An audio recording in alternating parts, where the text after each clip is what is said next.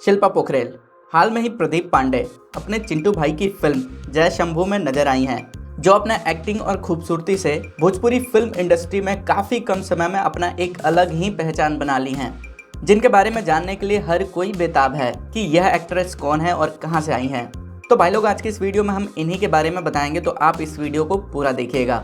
शिल्पा पोखरेल का जन्म 22 दिसंबर 1993 में नेपाल के बिरतनगर मोरांग में हुआ था। शिल्पा को बचपन से ही मॉडलिंग और एक्टिंग बहुत अच्छा लगता था।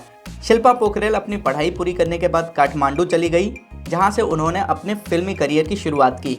अपने फिल्मी करियर की शुरुआती दौर में उन्होंने म्यूजिक एल्बम्स में काम करना शुरू किया। 2014 में शिल्पा पोखरेल की पहली नेपाली फिल्म आई, जिसका नाम था लज्जा, जो कि एक सुपर हिट फिल्म साबित हुई। शिल्पा भोजपुरी फिल्मों में छाने के लिए एकदम तैयार हैं।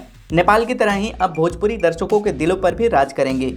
भोजपुरी सिनेमा में शिल्पा ने अपने करियर की शुरुआत जय शंभू फिल्म से की है। शिल्पा पोखरेल एक्ट्रेस के साथ साथ एक प्रोड्यूसर भी हैं।